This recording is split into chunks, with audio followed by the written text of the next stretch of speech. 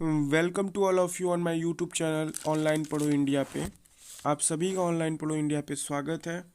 और जैसा कि मैं हिस्ट्री के अब प्रतिदिन 15 क्वेश्चंस लेकर के आता हूँ, मतलब 15 क्वेश्चन रोज़ लेकर के आता हूँ। और इससे पहले भी बुद्ध धर्म से रिलेटेड हमने 15 क्वेश्चंस को डिस्कस किया है। इस सीरीज़ को आगे बढ़ाते हुए आज का पहला क्वेश्चन हम उठाते हैं। तो आइए देखते हैं पहला क्वेश्चन। बुद्ध धम्म और संघ मिलकर क्या कहलाते हैं? तीन रत्न, त्रिवर्ग, त्रिसर्ग, त्रिमूर्ति। बताइए कि क्या कहलाएंगे। तो फ्रेंड्स, जो बौद्ध धर्म के तीन रत्न होते हैं वो बुद्ध धम्म एवं संघ होते हैं। तो इसका आंसर जो है वो त्रिरत्न हो जाएगा। बात समझ में आई? बौद्ध धर्म में संघ का महत्वपूर्ण स्थान होता है। ठीक। अब चलिए देखते हैं नेक्स्ट क्वेश्चन कि इच्छा कष्टों का कारण है। इच्छा कष्टों का कारण है, ये कष्टों लिख दिया है, टाइपिस्ट की मिस्टेक है ये। इच्छा कष्टों का कारण है, इसका प्रचार करने वाला धर्म कौन सा है? बौद्ध धर्म, जैन धर्म, सिख धर्म, हिंदू धर्म। भाई मैं तो इस बात से सहमत हूँ। पहले भी जब मैं हिस्ट्री नहीं पढ़ा था तब भी मुझे पता था कि अगर तुम किसी से उपेक्षाएं करते हो वही तुम्हारे दुखों का कारण है। अगर किसी से कोई उम्मीद करते हो वही तुम्हारे दुख का कारण है।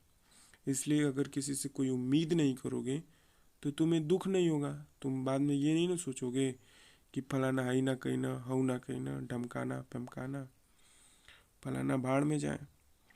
तो खुद में खुश रहोगे। कुल कहने का मतलब ये है, किसी से उम्मीद और इच्छा मत जाहिर करो, बस काम खत्म। तो सर्वप्रथम इसको बौद्ध धर्म, इच्छा अर्थात तृष्णा, वही इच्छा है, सब कष्टों का कारण है, इसका प्रचार करने वाला जो है वो बौद्ध धर्म है। अच्छा, बौद्ध धर्म के चार सत्य बताए गए थे बुद्ध द्वारा। पहला दुख, दुख समुदाय, दुख निरोध, दुख निरोध गामिनी। ठीक।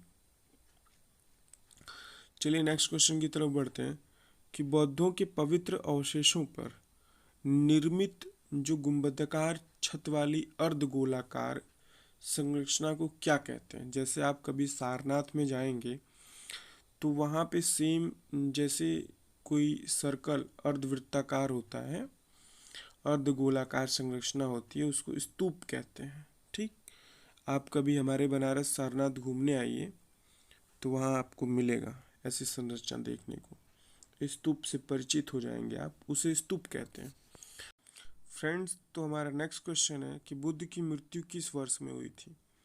483 ईसा पूर्व, 438 ईसा पूर्व, 453 ईसा पूर्व, 468 ईसा पूर्व। तो इसका ऑप्शन ए है, जो बुद्ध का जन्म था वो 483 ईसा पूर्व में 80 वर्ष की आयु में कुशीनगर में हुई थी। मतलब कि एक्सपायर कर गए थे 80 वर्ष की अवस्था में। और इसी को महापरिनिर्वाण कहा गया था। ठीक। एक मैंने बताया कि था कि धर्म चक्र परिवर्तन कहलाया था, जो सारनाथ में पहले बार उन्होंने उपदेश दिया था। फ्रेंड्स, ये मैं वीडियो टाइम नहीं मिलता है, रात के 2 बज गए हैं, मुझे नींद भी आ रही है शूट करते समय, लेकिन ठीक है, वीडियो देना है मुझे कल आप लोगों को जिससे आप पढ़ सकें। कौन सा स्थान गौतम बुद्ध से संबंध नहीं है, संबंध नहीं रखता है? सारनाथ तो भैया है, बोध गया है, कुशीनगर में एक्सपायर हुए थे, पावापुरी में नहीं है। ठीक। नेक्स्ट क्वेश्चन, कुशीनगर में एक्सपायर हुए थे, बोध गया में ज्ञान प्राप्त किए थे, सारनाथ में पहला उपदेश दिए थे। 7वां ऑप्शन देखिए कि भारतीय इतिहास के निम्नलिखित युगों में से किसके दौरान क्षत्रिय एक विशिष्ट पहचान रखते थे? बुद्ध के युग में, मौर्य काल के युग में, पश्चिम मौर्य काल में, गुप्त काल में। तो बुद्ध के युग में क्षत्रिय जो थे वो एक विशिष्ट पहचान रखा करते थे। ठीक। अच्छा भैया, जो महात्मा बुद्ध एवं जो महावीर स्वामी थे, महावीर स्वामी जो पावापुरी से संबंध रखते हैं, ठीक, ये लोग क्षत्रिय कुल से संबंधित थे। तो बौद्धकालीन ग्रंथों का जो ये महाजनपदों की जो सूची प्राप्त हुई, इसमें अधिकतर जो शासक थे वो क्षत्रिय थे। तो इस तरीके से हम कह सकते हैं कि बौद्ध के युग में क्षत्रियों की एक विशिष्ट पहचान थी, क्योंकि भाई जब बुद्ध ही क्षत्रिय थे तो समझ रहे हैं आप। आगे बढ़ते हैं कि महावीर कौन थे। महावीर 21वें तीर्थकर थे, 24वें तीर्थकर थे, 23वें तीर्थकर थे, 22वें तीर्थकर। अब ये जैन धर्म के संस्थापक थे महावीर। बात समझ में आई। भारत में जैन धर्म का संस्थापक कौन था, ये क्वेश्चन पूछा गया है हायर सेकेंडरी एग्जामिनेशन CHSL में 2014 में। ये क्वेश्चन मैं डलवा नहीं पाया, उसके लिए सॉरी। आगे आने वाले PDF में ऐड करवा दूंगा, डोंट वरी। तो जो भारत में जैन धर्म का संस्थापक एक तो महावीर थे, वो कौन से तीर्थकर थे, वो 24वें तीर्थकर थे। बात समझ में आई। चलिए नेक्स्ट क्वेश्चन की तरफ देखिए। आ गया वो नेक्स्ट क्वेश्चन, नवा दिया तो था उसको, मुझे लगा छोड़ दिया और तीर्थकर बताने लगा। ठीक है, नवा क्वेश्चन, भारत में जैन धर्म का संस्थापक कौन है। जो जैन धर्म का संस्थापक थे वो महावीर थे, मैंने ऊपर ही बताया, गौतम, महावीर, चंद्रगुप्त, अशोक। तो भारत में जैन धर्म का संस्थापक कौन था, महावीर थे। 10वें पे आते हैं, वर्धमान महावीर ने परिनिर्वाण कहाँ प्राप्त किया, मतलब कि वो कहाँ एक्सपायर हुए थे। तो वो एक्सपायर पावापुरी में हुए थे। बात समझ में आई। तो महावीर जो थे वो पावापुरी से संबंध रखते हैं जहाँ पे उनका निधन हुआ था। बात समझ में आई। चलिए 11 नंबर क्वेश्चन, जैन साहित्य को क्या कहा जाता है, वेद, अंग, त्रिपिटक, आर्य सूत्र। तो जो आपका जैन साहित्य है उसको उसको अंग कहा जाता है। बात समझ में आई। आगम, अंग का मतलब आगम, सिद्धांत। इस बस आइए नेक्स्ट क्वेश्चन देखते हैं, छोड़िए। क्वेश्चन नंबर 12, पता है मैं ज़्यादा डिटेल में उसको नहीं घुस जाना चाहता हूँ, मतलब जितना इम्पोर्टेंट है ठीक है उतना ही पढ़िए। घास घूसा भरने से मतलब थोड़ी है। हम बचपन में क्या होता था कि किताबें भर लेते थे झोला में, भले न पूरे इंटरवल आप पूरा लेकर के क्लास पीरियड में पढ़े। तो ढोने से कोई मतलब नहीं है ना।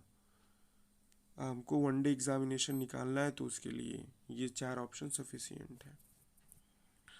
तो क्वेश्चन नंबर 12 की प्राचीन भारत का प्रसिद्ध वह शासक कौन था जिसने अपने जीवन के अंतिम दिनों में जैन धर्म अपना लिया था। समुद्रगुप्त, बिंदुसार, चंद्रगुप्त, अशोक। तो फ्रेंड्स, चंद्रगुप्त ने अपने जीवन के अंतिम दिनों में जैन धर्म अपना लिया था। उसने जैन साधु एक भद्रबाहु हुआ करते थे, जैन धर्म की दीक्षा लेकर के श्रवणबेलगोला में, कर्नाटक में स्थित है श्रवणबेलगोला में ही अपना वो क्या बोला जाता है एक्सेप्ट कर लिया था इस धर्म को, जैन धर्म को। 13 नंबर क्वेश्चन की दक्षिण भारत में प्रसिद्ध जैन केंद्र कहाँ स्थित है, बताएं। तो श्रवणबेलगोला हम बताएं ये कर्नाटक में है। दक्षिण, साउथ मूवीज आप देखते होंगे तो उधर कर्नाटक समझ सकते हैं। विक्रम संवत की शुरुआत कब से शुरू हुई, 47 ईसा पूर्व, 50 ईसा पूर्व, 55 ईसा पूर्व, 57 ईसा पूर्व, कब हुई थी बताइए।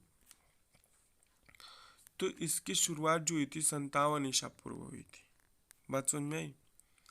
चलिए नेक्स्ट क्वेश्चन की गुप्त संवत की शुरुआत कब हुई थी। ये सारे क्वेश्चंस आए हुए हैं, सो प्लीज पेन और पेपर लेके बैठो यार, पेन और पेपर लेके बैठो।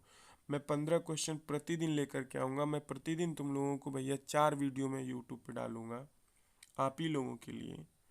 अगर 60 क्वेश्चन करते हैं तो समझ रहे हैं आप, गदर काट देंगे।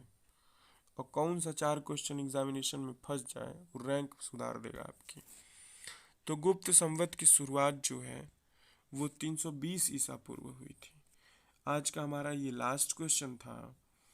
फ्रेंड्स, वीडियो पसंद आई हो तो लाइक और सब्सक्राइब करें, अपने फ्रेंड्स के साथ शेयर करें, ऑनलाइन पढ़ो इंडिया को सपोर्ट करें, अपना प्यार दें, इसको आगे बढ़ाएं, ऑनलाइन पढ़ो इंडिया को आगे बढ़ाएं।